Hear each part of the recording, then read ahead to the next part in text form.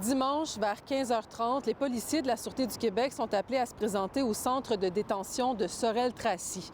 À leur arrivée, la scène est effroyable. Un agent correctionnel vient d'être attaqué par un détenu.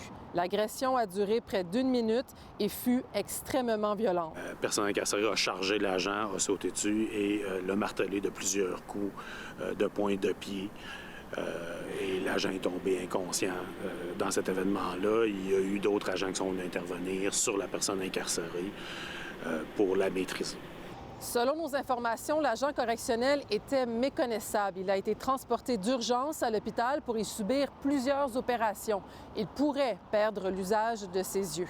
C'est des blessures sérieuses qu'il a eues. Il serait dans un état stable, là, selon ce qu'on entend. Le présumé agresseur se nomme Kevin Plourde, un homme de 39 ans qui a une longue feuille de route en matière criminelle. Son diagnostic de schizophrénie était connu des autorités depuis plus de 20 ans.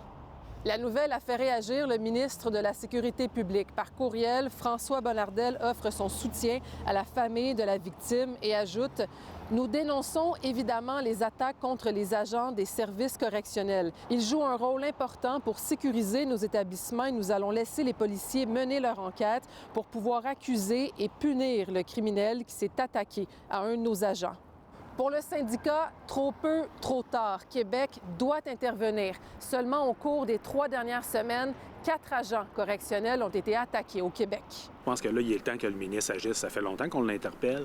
Il est temps qu'il dise à ces gens qu'il y a en dessous de lui qui mettent leur culotte, qu'on soit plus encadré, que la sécurité soit vraiment la première chose qu'on regarde dans l'établissement de détention et non pas le service aux personnes incarcérées. La population carcérale est de plus en plus lourde et on manque de plus en plus d'effectifs. On n'est jamais en prévention, on est toujours en réaction auprès du ministère de la Sécurité publique. Il manque de sécurité dans nos établissements, il manque d'encadrement dans nos établissements et clairement, il va falloir que ça change. S'ajoute à cela l'augmentation des attaques entre détenus. Pas plus tard qu'hier, à l'établissement de détention de Rivière-des-Prairies, le corps d'Andrew Luberis a été découvert dans sa cellule.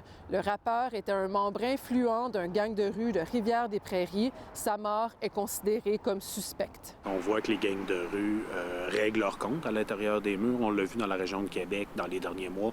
On l'a vu dans la région de Montréal, où on le voit dans la région de Montréal pratiquement à chaque semaine, qu'il y a des altercations entre les gangs de rue. Et ça vient en lien avec l'alourdissement de la population carcérale à l'intérieur, le crime organisé, les gangs de rue, les trafics par drone. Pour des raisons de sécurité, Kevin Plourde a été transféré dans un autre centre de détention. Il pourrait faire face à des accusations de voies de fait causant des lésions et même de voies de fait graves.